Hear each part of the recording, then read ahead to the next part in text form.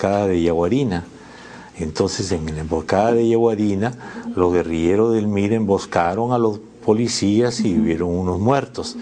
Y entonces yo doy cuenta, ¿cómo lo da la cuenta? Pues la historia de las bajas que tuvieron las fuerzas policiales, ¿no? Pero a estos hechos usted llama igual operación exitosa. Pero, lógicamente para la guerrilla del MIR fue una operación exitosa. ¿Cómo no va a ser una operación exitosa para la guerrilla del MIR que hagan una emboscada? Como fue exitosa para las Fuerzas Armadas matar a los 41 guerrilleros del MIR. O sea, duraron seis meses. El tema es la guerrilla duraron 6 meses. Y después de los 6 meses, inmediatamente el MIR reconoció la derrota y lanzó la candidatura de Carlos Malpica, Silva Santisteban. Era una época en que la revolución cubana había triunfado y en América Latina había una visión de que se podía replicar en América Latina la revolución cubana. No, y además usted ha defendido eso y ha dicho que cuando era mucho más joven era una persona que aplaudía y estaba pues involucrado en todos estos sentimientos tan extremos que generaba Che Guevara, la revolución cubana y demás.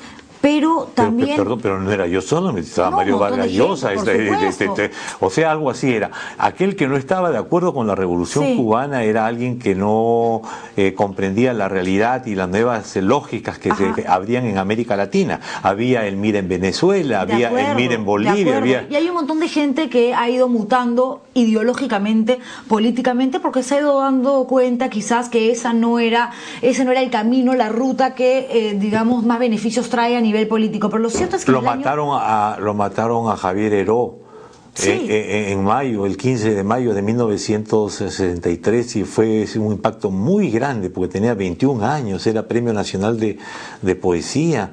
Entonces eso chocó a la juventud y toda la juventud creía de que la lucha era el camino de los cubanos, ¿no? Hacer diferentes sierras maestras. El Che Guevara era un ídolo. Pero para por eso mismo, más allá de compartir, digamos, una ideología, una manera de pensar, una tendencia política que además era fácil coincidir cuando uno no la vivía directamente, uno finalmente no estaba en Cuba. Pero usted en el año 82, según lo que denunció hoy Rafael Rey en una entrevista, hablaba de Abimael Guzmán y usted le decía, ¿mi jefe Abimael Guzmán? Era jefe de director personal. ¿Pero usted le decía mi jefe, hola, claro. mi jefe? No, pero es que era el jefe de director de personal y era jefe del Frente Estudiantil Revolucionario. En el Frente Estudiantil Revolucionario, que era un frente estudiantil, habían varias tendencias. Una era el MIR, otra eran los comunistas, otra eran los trotskistas. Pero ¿cuál era la diferencia entonces? Si el MIR, según documentación también que presentó hoy Rafael Rey, se suscribía a los principios marxistas-leninistas. Entonces, ¿en qué se diferencia eso con Sendero Luminoso y el pensamiento Gonzalo? No, hay un error. Primero, Sendero Luminoso era el maoísmo tardío de la postrevolución cultural china.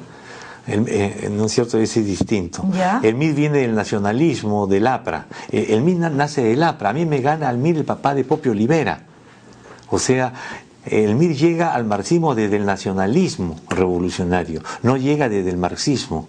Esa es una diferencia significativa, quizás muy específica, pero para entender las cosas, ¿no? Es como la iglesia de los pentecostales, la iglesia no sé cuánto, ¿no? ¿Sí? Entonces esa era la diferencia que existía. De acuerdo, a mí me encanta que usted esta noche pueda responder a todas estas cosas que ha dicho Rafael Rey y que nos ha dejado a todos creyendo que usted tuvo una gran cercanía a las ideas de Sendero Luminoso, al pensamiento Gonzalo y a Abimael Guzmán. Y no se lo digo solamente yo.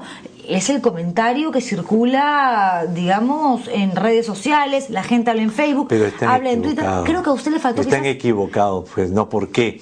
Porque la principal lucha era entre el MIR y justamente los partidos comunistas, pues, porque el MIR no era comunista.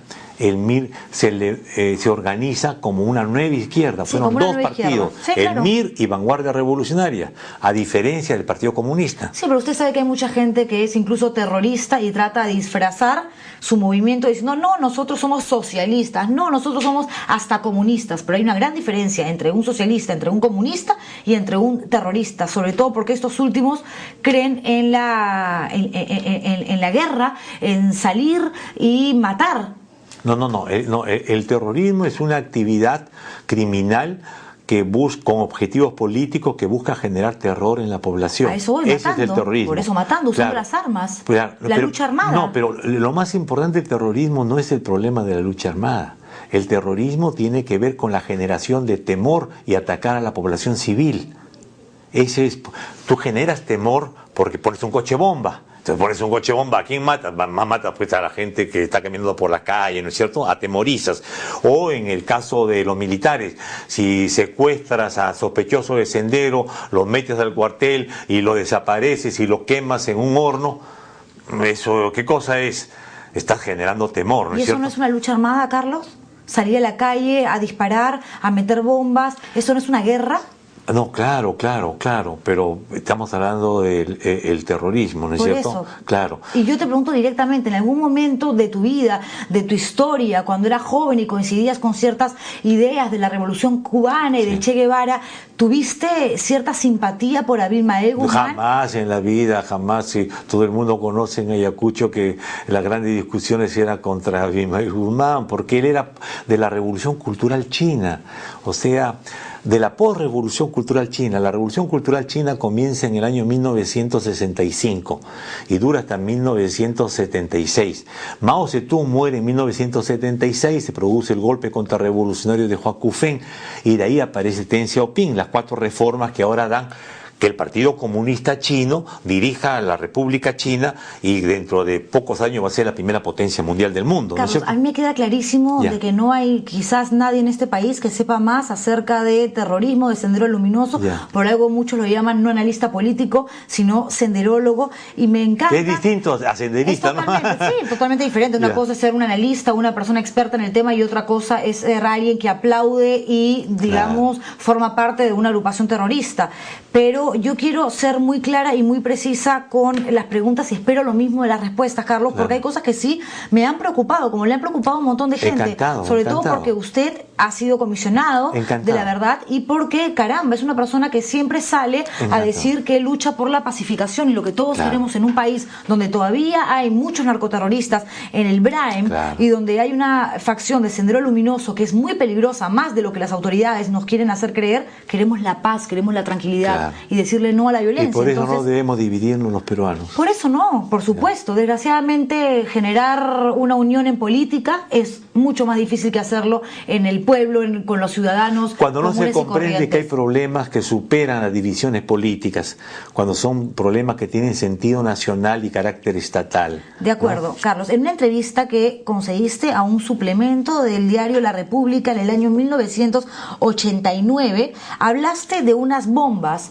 y dijiste que habías conocido a Abimael Guzmán, que eras más radical que él en el sentido de darle curso a la lucha armada. Eso es lo que leyó Rafael Rey, que fue además con su papelito y con la fotocopia de este suplemento del diario La República. Pero acá lo más llamativo, porque lo de Abimael Guzmán ya lo respondiste, es que tú textualmente, según Rafael Rey, repito, dijiste y admitiste haber puesto bombas, una de ellas en la embajada de Venezuela. Te explico cómo es esto. Primero que yo he sido militante del MIR. No te puedes imaginar la cantidad de intelectuales del Perú que han sido militantes del MIR, ¿no? De acuerdo. Entonces, Pero no por eso vamos a decir que todos los intelectuales son una maravilla y hay que aplaudir. Mire usted a Vargas Llosa, habla pura tontería y es el Nobel. Yo no digo, Mario Vargas Llosa no ha sido militante del MIR, ¿no? No ha sido, pero es una persona intelectual pero también. sí simpatizaba con la Revolución Cubana. A eso me refiero. Como muchos ¿Qué sucede? El MIR surge primero como el APRA rebelde, así se llama, la defensa de los principios doctrinarios del APRA rebelde. Son apristas los que forman después el movimiento de izquierda revolucionaria. Entonces ellos creen que la reforma agraria tiene que hacerse de otra manera. ¿Por qué? Porque en esos años, en los años de la década del 60, antes que tú hubieras nacido, había unos grandes movimientos campesinos en Ayacucho, en Vilcahuamán, en el Cusco, había en Angolán 300.000 hectáreas tenía la empresa la Cerro de Pasco Corporation. En Ongoy hubieron 22 muertos. O sea, el campo estaba convulsionado. Tanto era así que Manuel Prado en su segundo gobierno siendo Pedro Beltrán el primer ministro, forma una comisión que se llama la Comisión de la Reforma Agraria y de la Vivienda.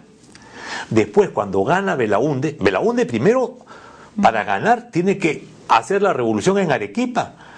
Levanta los adoquines de Arequipa y dice, estas elecciones no valen, ¿no es cierto? ¿Por qué? Y dice al ejército, tiene que entrar usted a poner orden porque estas elecciones son favorables al APRA. Okay. Bien, pasa entonces el gobierno de Belaúnde y aprueba una ley que es la ley 15037.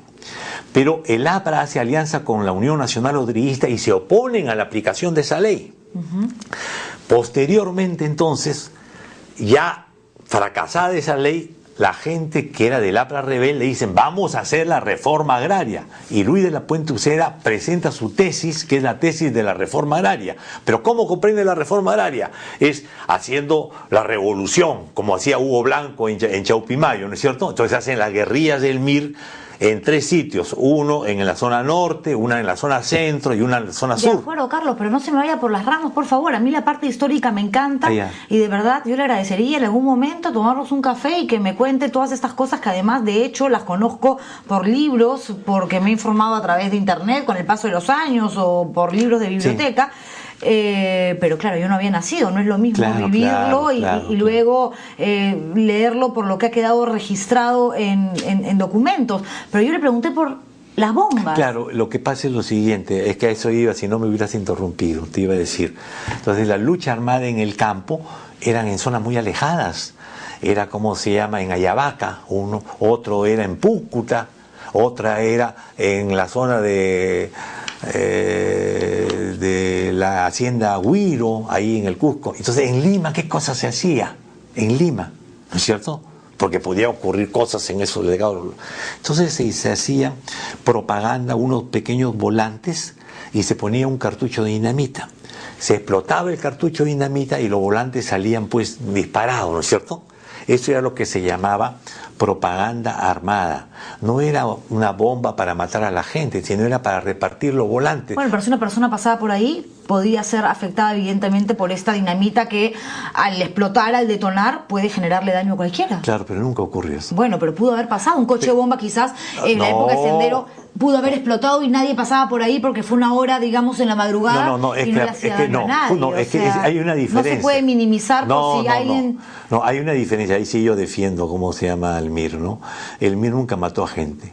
Nunca mató a gente inocente, ¿no? Pero tenía en su ideología, digamos, dentro de sus leyes políticas, algún tipo de coincidencia con el pensamiento Gonzalo. ¿Cómo va a ser el MIR con el pensamiento? Disculpe que no el MIR, usted. Ah, ya, bueno, no puede. No del MIR, no hablemos del MIR. Yo sé que es su partido y me ha hablado ya de toda la parte histórica, de cómo se generó, cuáles eran las diferencias con esto, con los otros. Hoy estoy hablando de Carlos Tapia, porque finalmente cuando usted ha respondido en todas estas entrevistas que Rafael Rey hoy presentó frente a cámaras en televisión... Que son mis documentos, son mis libros, por supuesto, son sus libros. Y los he escrito hace años. El libro que citas a Rafael Rey lo escribí en 1996. Por lo tanto, estamos en el año 2012. De acuerdo. O sea, es público. Yo he hecho ese trabajo para la Fundación Ford, le vuelvo a decir. O sea, no hay ninguna novedad. No es que el Servicio de Inteligencia ha dicho, mira las cosas que ha dicho. No, por eso le digo, yo lo único que le pido es que por favor me responda a nombre de Carlos Tapia. Perfecto, sobre el pensamiento Gonzalo. El pensamiento Gonzalo